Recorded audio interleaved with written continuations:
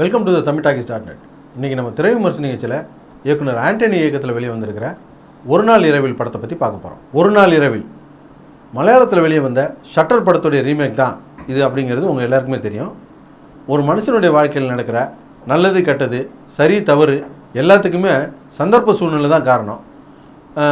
ஒரு மனுஷன் வாழ்க்கையில் தவறே செய்யாமல் கூட இருந்துடலாம், ஆனால் தடுமாறாமல் இருக்க முடியாது அப்படிங்கிறத மையமாக வச்சு தான் இந்த படத்தை எடுத்திருக்காங்க. எல்லாமே சரியாக இருக்கணும், எல்லாருமே சரியாக இருக்கணும் அப்படின்னு நினைக்கக்கூடிய ஒரு மனுஷன் அவன் வாழ்க்கையில் அவன் ஒரு தவறு செஞ்சிடறான். அந்த தவறுலேருந்து அவன் மீண்டு வந்தானா இல்லையா அப்படிங்கிறத திகில் படம் மாதிரி எடுத்திருப்பாங்க. அடுத்து என்ன நடக்குமோ அப்படின்ற ஒரு ஆர்வத்தை தூண்டுற மாதிரியே இருக்கும் அந்த படம். அந்த படத்தில் ஸ்ரீனிவாஸ், லால், சுஜாதா எல்லாம் பண்ணியிருப்பாங்க. தமிழில் சத்யராஜ், யூகி சேது, அனுமோல், அப்புறம் வருண்னு ஒரு பையன் ஆட்டோ டிரைவராக நடிச்சிருக்கான், எல்லாம் பண்ணியிருக்காங்க. மலையாளத்தில் அந்த படம் 2 மணி நேரம் 15 நிமிஷம் ஓடும். தமிழில் 1 மணி நேரம் 50 நிமிஷம் தான் ஓடுது. மலையாள படத்துக்கும் தமிழ் படத்துக்கும் டியூரேஷனு ஒரு 25 நிமிஷம் வித்தியாசம் வர்றதுனால மலையாள படத்தில் இருக்கிற சீனை நிறையா சீனை வெட்டிட்டாங்களோ அப்படின்னு நீங்கள் கூட நினைக்கலாம். ஆனால் மலையாள படத்தில் வர்ற எல்லா சீனுமே இந்த படத்துலையும் இருக்குது. ஆனால் மலையாள படத்தில் எல்லா சீனையுமே எல்லா கேரக்டரையுமே ரொம்ப டீட்டெயிலாக சொல்லியிருப்பாங்க. தமிழில் எல்லா சீனையுமே கொஞ்சம் சுருக்கமாக சொல்லியிருப்பாங்க. ஒரு சீனை ஒரே ஷாட்டில் கூட எடுக்கலாம், 50 ஷாட் போட்டு கூட எடுக்கலாம். மலையாளத்தில் ஒரு சீனையுமே ஒரு க்ளோஸ்அப்பு, ஒரு மிட் ஷாட்டு, இப்படி தான் பிரித்து செஞ்சுருப்பாங்க. தமிழில் ரொம்ப குறைவான ஷாட்ஸையும் ரொம்ப குறைவான லென்த்தையும் வச்சு பண்ணியிருக்காங்க. குறிப்பாக சொல்லப்போனால் மலையாளத்தில் ஹீரோயினும் மீட் பண்ணுற ஃபஸ்ட்டு அந்த பஸ் ஸ்டாப் சீனே ஹீரோயின் எப்படிப்பட்டவங்க, ஹீரோ அவங்கள பார்த்த பிறகு எப்படி மனசு மாறுறாரு அப்படிங்கிற விஷயத்த ரொம்ப டீட்டெயிலாக எடுத்திருப்பாங்க. அதே தமிழில் எப்படி எடுத்திருக்காங்க அப்படிங்கிறது நீங்கள் படத்தை பார்த்தீங்கன்னா தெரியும். அதுக்கு இன்னொரு காரணம், இந்த படத்தோட எடிட்டரே இந்த படத்துக்கு டைரக்டராக இருந்தது தான். இந்த படத்தில் இந்த சீனில் இதை தான் சொல்ல வர்றோம், இதுக்கு இவ்வளோ இருந்தால் போதும் அப்படின்னு சொல்லிட்டு டைரக்டர் நினச்சிருக்காரு. இந்த படத்துக்கு வேறு ஒரு டைரக்டர் இருந்திருந்தாருன்னா இந்த சீனுக்கு இன்னொரு 2 க்ளோஸ்அப் போடலாம், இந்த சீன் இன்னும் கொஞ்சம் லென்த்தன் பண்ணிக்கலாம் அப்படின்னு சொல்லியிருக்க வாய்ப்பு இருக்குது.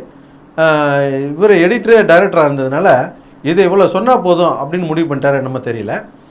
இப்படி எல்லா சீன்லையுமே லென்த்தை குறைச்சி படத்தோடைய லென்த்தை குறைச்சிட்டாரு. அதனாலேயே கதையோடைய டெப்த்தும் குறைஞ்சி போச்சு அப்படின்னு சொல்லலாம். அதனாலேயே மலையாளத்தில் ஹீரோ ஒரு பிரச்சனையில் மாட்டிக்கிட்டான் அப்படின்ன உடனே ஐயோ இப்படி ஒரு பிரச்சனையில் மாட்டிக்கிட்டானே, எப்படியாவது ஹீரோ வெளியே வந்துடணும் அப்படின்ற உணர்வு நமக்கு ஏற்பட்டுச்சு. அந்த உணர்வு தமிழில் நமக்கு கொஞ்சம் கம்மியாக தான் வந்துச்சு அப்படின்னு தான் சொல்லணும். மற்றபடி மலையாள படத்தோட ஒப்பிடாமல் தமிழ் படமாக இந்த படம் எப்படி இருக்குது அப்படின்னு கேட்டிங்கன்னா ஒரு வித்தியாசமான நல்ல படம் தான். இந்த படத்தில் சத்யராஜ், யூகி சேது, அனுமோல், அப்புறம் இந்த ஆட்டோ டிரைவரை நடித்த வருண்ன்ற பையன் எல்லாருமே நல்லா நடிச்சிருக்காங்க. மொத்தத்தில் இந்த படம் எப்படி இருக்குது அப்படின்னு கேட்டிங்கன்னா, சினிமாவே முழுக்க வியாபாரமாகி போயிட்டு இந்த காலகட்டத்திலையும் மலையாள சினிமாவில் மட்டும்தான் யதார்த்தமான தரமான படங்களை இன்றைக்கி வரைக்கும் எடுத்துக்கிட்டு இருக்காங்க அப்படிங்கிறதுல எந்த மாற்று கருத்தும் இருக்க முடியாது.